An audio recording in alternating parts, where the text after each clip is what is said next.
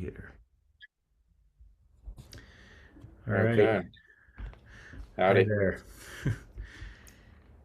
All right. So it's been a little while, but we're going to record this and talk a little bit about our lives and community and a few issues around that kind of The Andrew and Boaz communications right.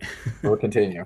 We'll continue. So, yeah, how would you frame some of what we wanted to talk about? We were just talking about it.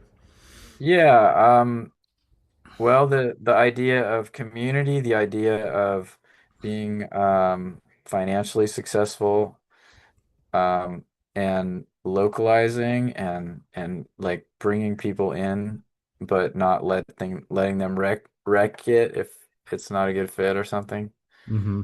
Mm-hmm. Um, Yeah. Yeah. And it's so crazy what's going out in the world. And so then but then so we have to create something nice locally and amongst ourselves. It's like the uh I don't know. We're like this network rather than a creature with, one apex managing it all. Mm-hmm. Mm-hmm. Yeah, I've been liking that, thinking of that model for a long time, and then you have to, but then yeah, you've got to put it into practice, and like you mentioned, community, but also the financial side. And I've got this new job working as a program manager for a quantum learning lab in Denver Well, that at sounds pretty crazy.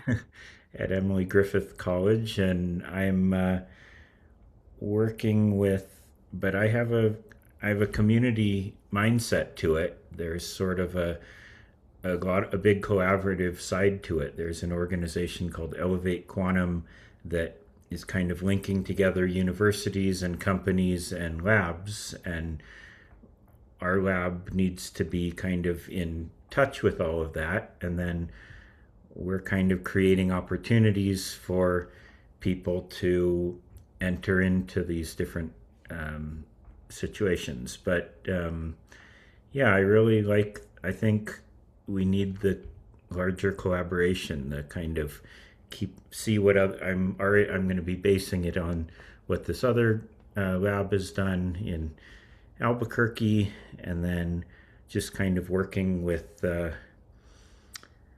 teachers, and it's I don't know. It's so this, and then thinking about our changing structures, and are we going to have a big recession sometime soon, and how do you plan for things? But I also think the local side is important, kind of connecting to companies around here, not requiring people to move a lot if they get a job. Um, so that's one kind of community aspect, but it's also there's constraints. I'm within these different organizations and need to kind of understand all the stakeholders and the funding aspects and all of that. Um, and then I'm living in co-housing community still, trying to participate in this, and so yeah, it gets complicated. I lose the vision sometimes, kind of get caught up in all the complexity of everything going on. But yeah, how are you doing as far Yeah. as seeing a bigger vision for what you're a part Yeah, of? I mean sometimes. Yeah, with my recent hangout sessions with my buddy down there at the shop where we're like throwing ideas around, and we're both on the same mindset about we need community. We're trying to be as off-grid as we can be. He's into catching water and generating power and growing food, Hmm. and so all those things that I'm slowly, very slowly building on, he's into as well. And then other things too. He wants to bring in community and kids and workshops, and Mm. um, he's he's into he's into wood shop stuff, and so he had I didn't know what kind of a woodworker he was, but Mm. he wanted to do wood shop stuff, and I make wood, and so he brought tools over to my workshop, and it just sat there for about a year. Okay. But then finally we had some more conversations, and then the energy just started happening, Mm. and he brought his focus back to our spot, our workshop, our Mm-hmm. warehouse. And and then I also got more focused in some ways, and he's creating a workshop, a wood shop workshop in the north end of the building, and he's putting a lot of the carts on wheels so it can be like reconfigured, and that's kind of cool. So you can Mm. open it up for a project, you can move things aside for construction, What different can be things like that. reconfigured? You mean the carts could be Yeah, reconfigured? the carts are on wheels, like the Mm. the tables are on wheels, the Mm. the wood racks are on wheels, and not Mm. everything, but some of it. And so now things can be moved around Uh-huh. as certain other parts of the building are being built on, or if we have like a little build project, or he has a build project, he can move stuff to make that work. Mm-hmm. Anyway, and then community, yeah, communities around, it's very imperfect, Mm-hmm. and I'm not perfect at it, and but it feels like we have to do it. It's the only way that the macro structure is failing. Mm. So how do And then you, it's what like, kind of structure do you build with this person who wants to uh, bring kids in and have projects and then there's wood projects. I mean, there's all sorts of possibilities that could, yeah. And he has to make money too. I mean, he just kind of yeah. revealed to me the other day, he's broke. He doesn't have any Uh, money. And I'm like, oh, great, another person that's going to rely on me to make it I see. manifest it. But Uh-huh. he's all very creative, and he's making it happen in his own way. Mm-hmm. Um, so, and we're sharing tools. Like he brings some tools over, and then he was on Facebook Marketplace the other day, and he found all this tongue and groove wood that for some reason he's got an idea he wants that, and he thinks he wants to use it. So Mm-hmm. he told me about it, and then he asked if he could use one of my trucks, and I said yes. And so he used one of my trucks to go get this wood that's going to maybe benefit both of us. Well, it could be something like a makerspace. That's one Yeah. concept. And I mean, there's certainly people pay subscriptions to that, or if parents definitely, if he makes his classes good, the kids would could take classes and would pay for that. I mean, so lots of ways you could bring money into it. But That's true. Yeah. And yet that, so if he's making money, then that's good for him, and probably I get a little bit of that too. Um, yeah. so yeah, and he wants to make furniture and garden furniture and stuff Hmm. like that. And so there's like this synergy that's happening because I get wood for my tree business, and now we got some equipment so we can actually load it onto a trailer and bring it to the Hmm. shop. And now he wants to, and then we got a sawmill there, a small one, and we Hmm. can mill it. We've worked through a ton of problems with that sawmill lately. Hmm. We've had a bunch of broken blades and like this friction, and like, why is it rubbing? Why isn't it running well? And I guess we're basically learning how to like adjust it properly.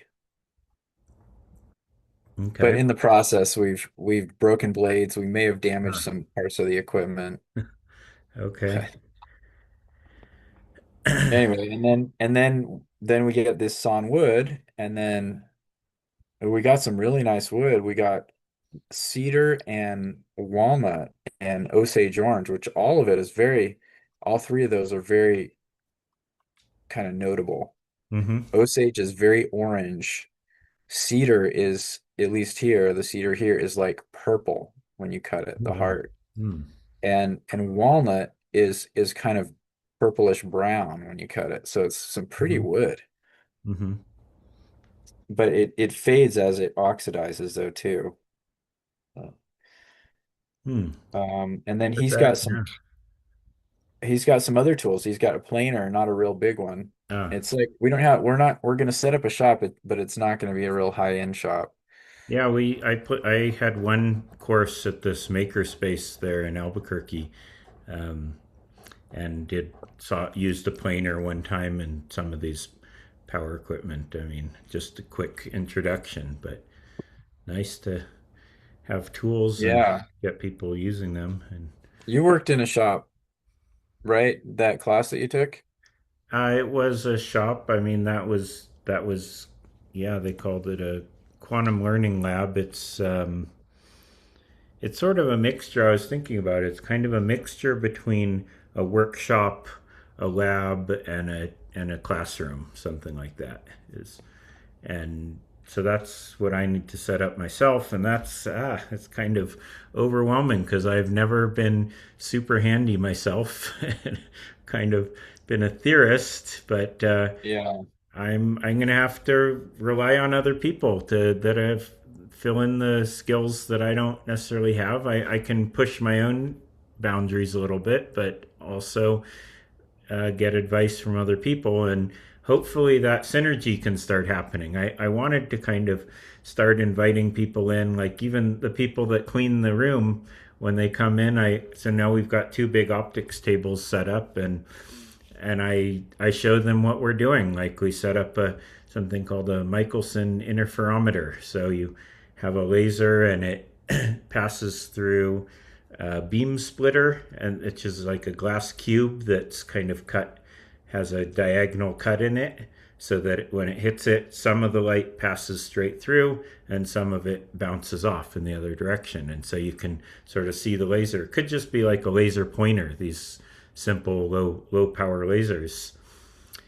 And then so it bounces off the two sides, and then you set up these mirrors, and then it bounces back, and then it interferes with itself, and then you put a screen there, and you can kind of see this interference pattern on the screen, and you can use So that. it like bounces back to itself and then it Yeah, it kind of crouches recombines into with itself. itself. Yeah, it recombines, and Wow. it's very sensitive to the alignment. If you do it initially, you often don't see anything, and you have to actually get the distances just right. You want the distance between the mirror and the cube on both in both different legs to be the same distance, so you can measure that with the ruler.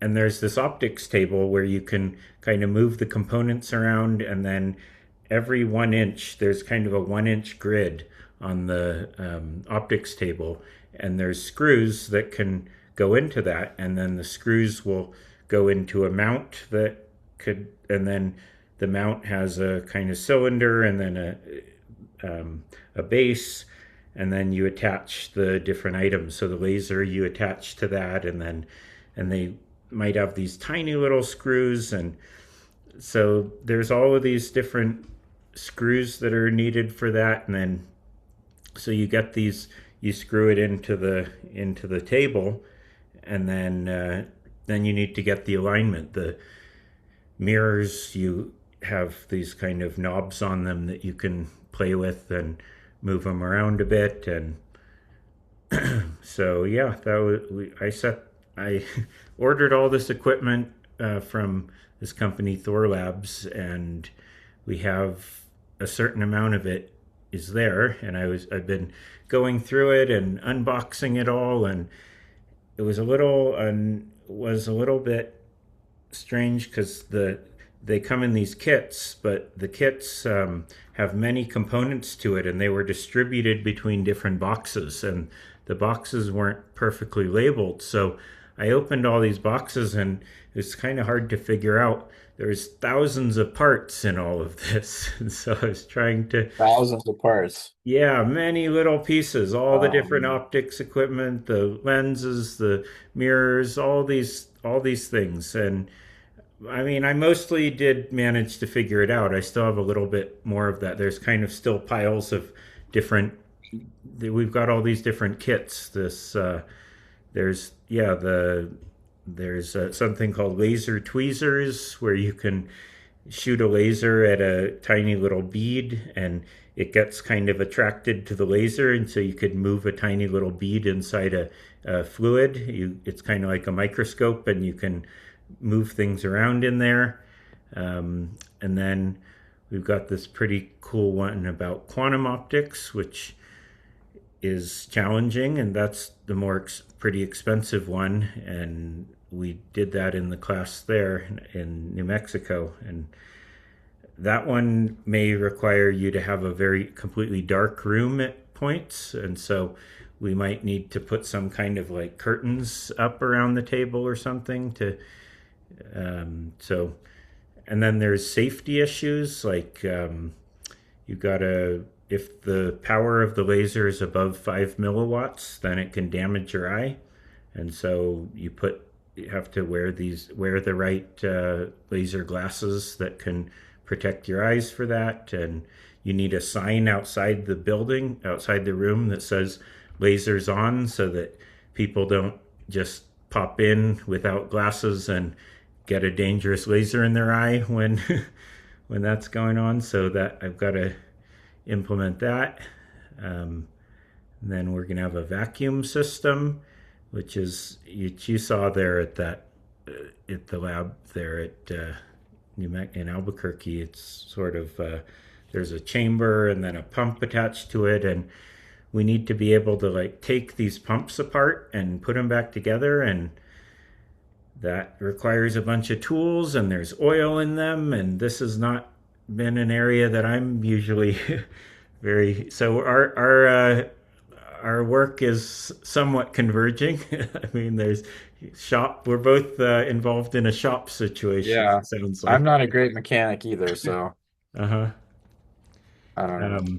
Yeah, and I was telling you another time that we learned a little bit about this lean methodology, the lean manufacturing. Manufacturing. Um, Yeah. so that's Yeah, that was when you were talking about it, I was like, oh, yeah, we could get lean. yeah, yeah, We could get more uh get our shit together. I don't more know. efficient. Yeah, I mean Efficient. it. Yeah, I'm forgetting all the concepts, but Yeah, that was like 8 different concepts. I think yeah, and there was different ways of how do you start when you come into a mess. What's the procedure to kind of start cleaning it up? And yeah, I mean, the workshop we went through was kind of how to iterate on a process to kind of you define sort of the outcome of it, and then you go through it all, and then you kind of take notes and observe how well it went, and then you try to make some changes, and so do it again. Better. do it again, yeah, and then hopefully it's a little more efficient, a little less. You shouldn't have to move if you need to saw something and the thing you need to saw is always on the opposite side of the room. Maybe you should Right. move where the saw is or something like Right. that. Right, I right. don't know, Yeah, yeah. but I realize I said it to my associates at the shop that when I'm at the shop, about a third of the time I'm looking for something. So okay. So you, if things could be like stored better and where I yeah. knew where things were, man, then I would save 1/3 of my time. So labels are really good. I just started ordering things for our lab. I mean, I just kind of there's a purchasing process, and I'm just starting to figure out how it works. So I one a labeling system was the first thing that I got. There was this brother brand labeler, and you can Okay. type it in, and then it prints out this little label, and then you can stick that on Oh, on the drawers. Okay. the drawers with the label. Or if you have cords going from one place to another, there's you might want to label the cord, or there's different Oh, there you situations go. that. Chords. Label the chords, which what this charges or what it goes to. Yeah, like if it's a long cord and it's plugged in somewhere and then it's way over somewhere else doing something else, you might put a label at the beginning and the end. So then Okay. then when you're plugging it in, okay, that's what this is for. Or when you're on the other end, you can see. So with our vacuum system, when we worked with that, we did a lot of labeling with the different tubes and pipes and connectors that when we broke it down, we I mean that was a challenge to like just take a piece of equipment apart and then how do you document it in the right way such that you're going to be able to put it back together again. You see. I guess take pictures with your phone. Take a lot of pictures and take notes in some way, but yeah, that Remember, was what's don't that? lose. Hope you remember. Don't lose the screws. Yeah, and then you need to know whether you did it right or not. So we had this.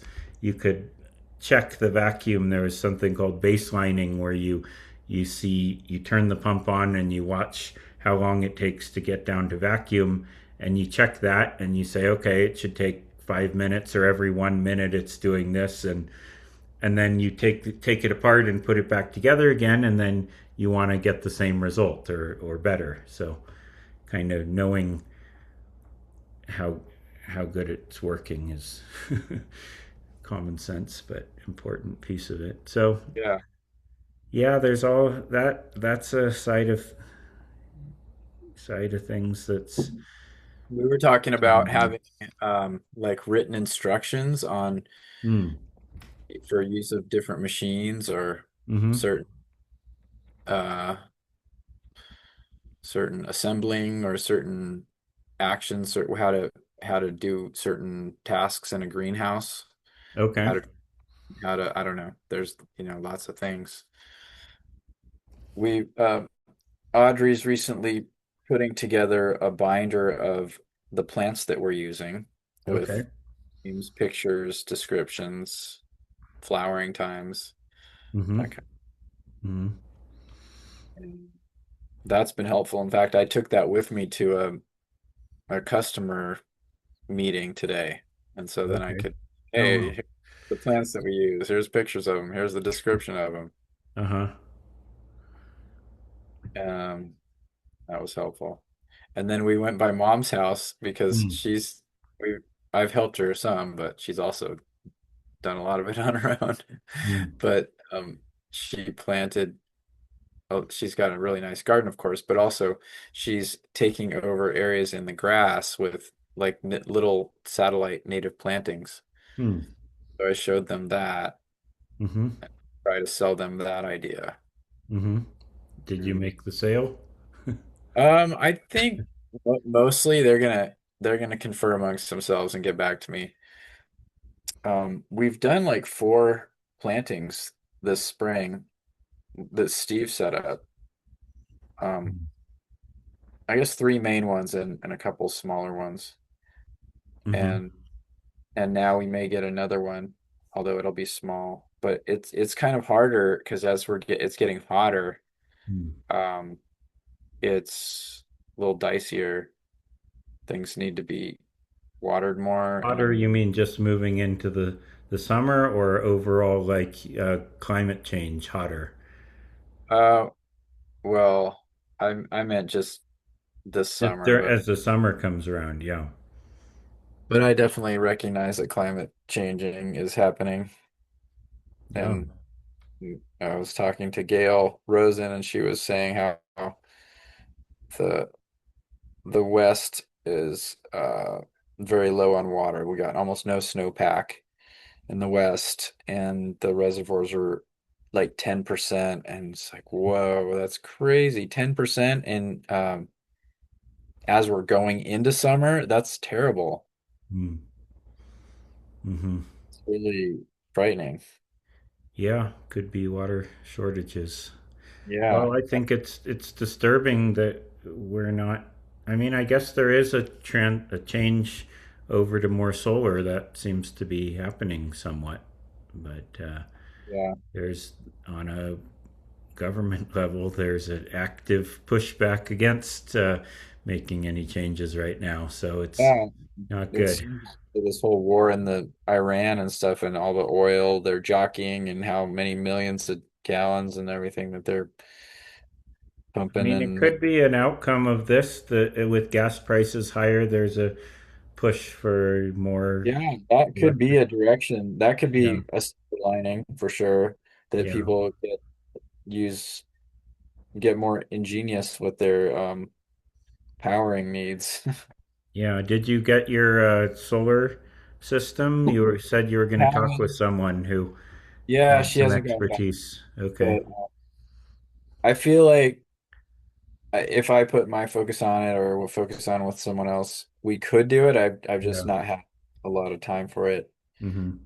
Um, but I guess what I now am understanding is that solar panels should power up batteries and batteries can run Right. things. Right. So that you So have more freedom to use it when you want. I mean, yeah, you can have the amperage you need. You can have the, with the variations of solar energy, you can have more stable situation. So I think I understand that concept. That doesn't sound terribly complicated. yeah. There's different panels. Maybe I don't know if they need to work, how they work together. And I don't know. I haven't worked too much with solar, which, I feel like I should know about solar. So Hmm. guess I'm going to learn soon. Well, you could. What would you want to power with it at your warehouse? Well, at the shop, we want to power pumps for moving water around. That's the main thing. Where do you Uh, move the? Oh, because you collect the water in we're collect, barrels, right? And then. yeah, we collect water off of the roofs, and Mhm. right now we have two buildings that we can do this to, but only one of them is being the water gathered off of it, and we're only really collecting about half of the water we could gather off of that, or even less. And then we haven't gathered any off of the other building. We got three new IBC tanks, so we're moving in the direction of being able to store more. Mhm. And each of those can hold like 225 gallons. And So, then and you want to then pump. Then you want to pump to get it out of there and move it somewhere. and then we want to pump it. We built a 6.5 foot water tower, so we want to pump Ah, it up into the water tower, and then we'll have gravity flow ah, water, nice. which has been working quite well. What kind of power do you need for your pump? Um, I think it can be DC power. But Um, like how many watts or how that's much? well, I bought this one at the shop. I think it might be like 200 watts. It's kind of a beefy thing. Mm-hmm. So if it's like 200 watts, I don't know. Yeah, I'm sure I can tell you the specifications maybe tomorrow if I look at it, but I Our don't know. lasers are in milliwatts. That's the power that we have in the. It's like Yeah, thousands of watts. a couple. No, that 1,000. So very low power. Not so our laser couldn't pump your Oh no, no, pump your water. I hear that. Yeah, One thousands thousandth. Yeah, of watts. yeah. Um, so yeah, I Mm. need to teach this. This Include this course. electronics component to the Wow. course, and also the basic optics and all the stuff. So I gotta kind of All start right, you better brush up. brush up. Yeah, the I mean, electronics is yeah, It's complicated. it is complicated. Op amps, amplifiers is a one aspect. If you have a signal you want, then there's like multimeters and um, Yeah. anyway, got all that stuff. So I mean, I saw a lot of it there at the lab in Albuquerque, and I used it a while ago, and I know the principles. So, got to start just buying this equipment and playing with it, and uh, I guess try to teach other people and teach myself at the same time, and then I'll Yeah. Stay one step ahead of them. stay one step ahead. Yeah. So what meters would you use? Like optical meters, voltmeters? Well, for the electricity, there's these things called a breadboard where you can kind of connect wires together, and then the Yes. wire goes through a resistor, and then there's a capacitor, and then inductor. Those are kind of often the three main elements. And then you have a power supply that could, I don't know, hundreds of volts or kilovolts, or I can't remember how much Well, what the voltage was on that, but you can so then you apply voltage across different parts of the circuit, and then you have a function generator that will be a time dependent, like will be an oscillating voltage, for example. Like our yeah, how does our if you plug isn't there something called three phase or something in our The um, other three phase. electricity in our electrical system? I think, yeah, you got the waves, the sine waves, and you got Yeah, three of them that are like off by what is it, 60 degrees? out of phase. They're like these they're oscillations, but then the oscillations can be out of phase by a Yeah, certain amount. yeah, So yeah, all of this stuff. Yeah, also a multimeter. Like we use that in the vacuum system. Like when something went wrong, to like check and see if you can like check and see if there's a short, for example, or if because you measure the resistance, and if you find that it should be very large, but if you find there's a low resistance, that means the circuit is messed up and it's able to pass through a region that it shouldn't be able to pass through. no, the circuit's messed up, or if Yeah, it's and low. then there's ground is still a little confusing to me. You've always got to apply move things to a common ground between them. Um, so yeah, that's something got to include and get better at. But yeah, that solar system sounds pretty cool. Yeah, hopefully you're gonna come in June. Hopefully Yeah. we'll at least some way going by then. Okay. Okay. It'll Yeah. be fun to be around. We've done a lot, and So who's the person you said there's someone who has some expertise in solar who could help you out with it? yeah, but she hasn't gotten back to me. But then Right. You somebody said you else. have to be focused if you'd have to be focused on it and put your attention Yeah, on. I'm kind of like the juggler, like handling, Oh yeah. keep trying to keep the projects from falling down, Yeah. keep going and paying the bills. Right, right. Okay. Yeah, Well, but yeah. it's going good. We've had a lot of good plant sale days. People coming in and talking about native plants, and um, we're kind of slowly spiffing it up. We're building some planters and putting plants in them, and Mhm. we've got plants that are getting too big for their pots and they needed to be repotted. And we're learning a lot, and we're potting things up, and um, have to how to water them and making compost tea. Hmm. Oh, we're doing that around here actually. There's Yeah, someone who made a plan for that, and I guess you've got to get the right bacteria that are yeah. growing. And And I don't know exactly which is the right one and all that. I right, haven't studied it too much. right. It's Uh, called inoculating the soil with the right bacteria. I think that yeah. we were talking about I that. mean, it's in the air, it's in the soil. Hmm. So the tea, like you just have a lot of aeration to it, and you have things that bacteria like to eat, or the good Right, bacteria, right. they'll they'll just proliferate. And then with a healthy oxygen environment, it supposedly is a healthy environment, and you spray it on the plants, and the plants, the good bacteria colonize and somehow work with the leaves, and Hmm. also get some nutrients and get and keep the bad bacteria from colonizing, Uh-huh. something Yeah. like that. Well, soil health. Try to get the soil more healthy. Our chicken area. There's uh, two people, Amy and Sarah, who've been doing tons and tons of work in the chicken area in the back area.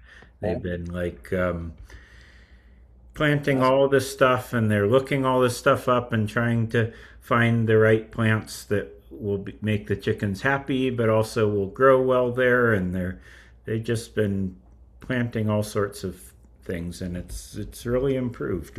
Is Looks it really. for the chickens, or is it for the people that the chickens won't eat? It's sort of for both, but it also they created a better environment. They like created some shelter back there and cleaned it out a bit so that there are different pathways they could walk along. And they really do seem happier. I don't know. They're just running all around and seem like pretty happy chickens back there. So Happy that's, chickens make happy eggs. yeah, yeah, we get a lot of eggs from That's it. all. Um, Our friend, our one of our friends has a bunch of chickens and turkeys and stuff, and now she's starting to get a lot of eggs, and she just brought us 18 eggs oh, today. wow. Okay. Nice. So yeah, that's All part of right. my is someone who's growing chickens and now chicken eggs. So that's cool. Well, that's it's so interesting. I mean, you talked about the money side, but also there's the how do you kind of create this critical mass where um, it's worth where people want to contribute because it's worth it. You start to see something building, and you actively like these two people doing all this work in our chicken coop, and then it's like, okay, now I'm more motivated to help out or participate because it's a nicer environment and people are watching it and appreciate it. So kind of this the opposite of the tragedy of the commons. How do we kind of Yeah, create the this the community and this common good for people? That's good of the commons, the the good benefit of of the commons. Yeah. the multiplicity of the good of the commons. Like Right. it more than just helping themselves, it's helping the community. It's Right. helping Right. there's like multiple benefits from helping something that is a community good Right. is for the people and chickens for chickens even. The chickens. Yeah. So you've got to somehow create the right environment such that it's a positive feedback loop that people Yeah, then. that you want to, that yeah, that you see the benefits. I think a big part of it is social too. Like Hmm. we Hmm. get we get something from the social interaction and we like, oh, I've got these eggs and like can I give them to you? And then, it Right. feels good to give, it feels good to share, it feels good to get. Yeah. Yeah. Definitely. Yeah, I'm a little worried about the quantum thing that there has been a kind of communal aspect, but if if it starts getting a little if the business side gets too not wanting to collaborate anymore, I could sort of right now there's a kind of communal center and people are Yeah. wanting to talk to each other and wanting to collaborate, and I worry that it might collapse and at some point everyone will just be for themselves and the whole larger collaboration might break down. But Like that is the dominant way is to be competitive and to try to right. I mean, I really try to collaborate. I get to know everybody. I share things openly and hopefully try to create that. But it's a large. It has to be one person can't do it. It's got to be. It's a lot of ingredient elements that go into yeah. making making it work. And so yeah, and I guess if money, if we had like a economic collapse or something, then that would I make feel a like lot of. we're going there, but not like as fast as a full-on collapse. But Hmm. we're there's inflation, definitely. Things are more expensive. Yeah. Uh, the systems don't work as well. Hmm. Um, what's it called? My cell phone company, which was US Cellular, just got bought out by T-Mobile, Mm. and I got some texts and like, no, welcome to T-Mobile, and here's the bill. And it's $30 more than it was before they Oh my merged. gosh, that's Yeah. terrible. So, Okay. and things just like one friend, I was trying to be in touch with her and her phone's not letting me call her, but I can text her and then she can call me. Okay. Like, what's going on? Everything's like Right. wonky. There's a lot of things breaking. I think a lot of our technical systems are not necessarily working so well. But yeah, so are you putting any kind of structure in place as this community develops to manage some of this or kind of what? I think as it's needed, like Mhm. these two friends of mine that we're talking about, we should write down like the procedures and the rules and stuff. And Mm-hmm. as it's needed, I think we will do that.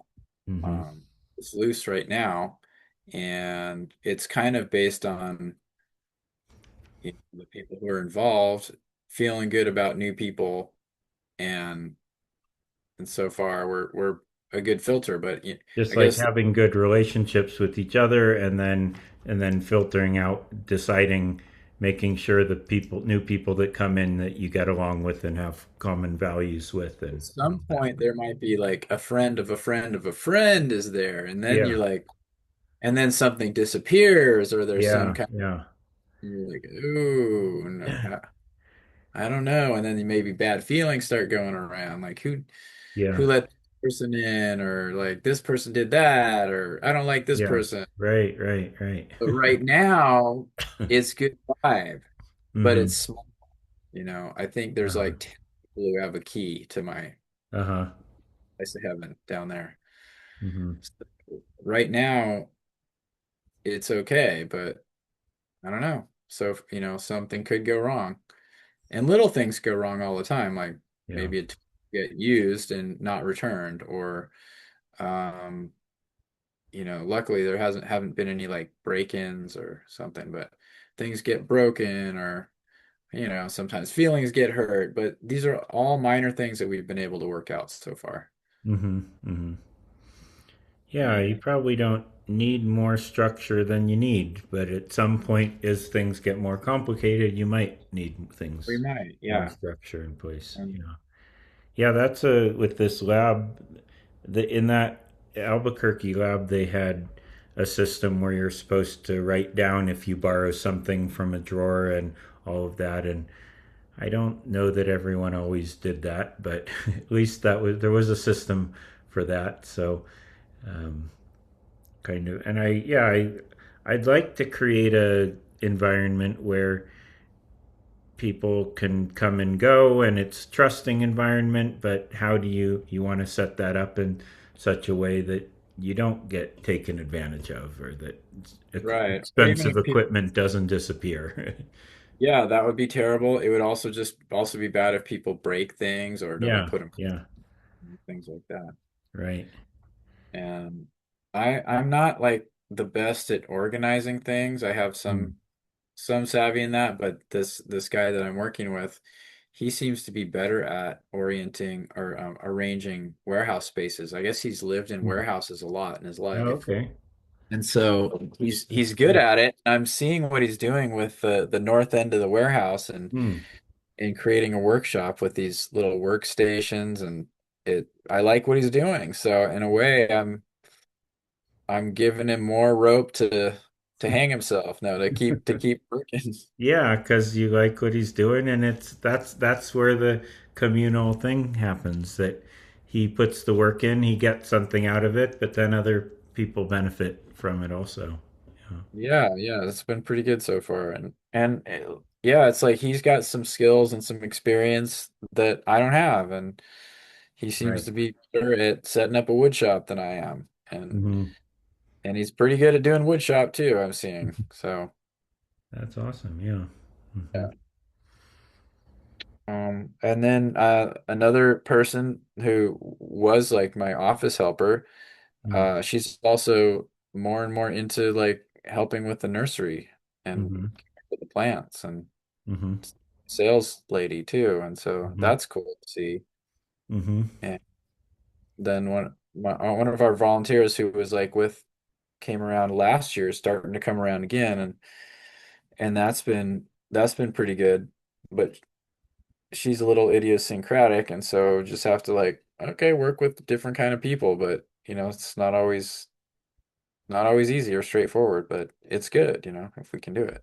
Yeah. Lots of those issues around an island, and complexity, and some challenging people to work with and all of that. But yeah. Right on. Well, should we wrap it up? I guess it's Yeah, been a let's wrap it up. Let me finish this. Stop recording.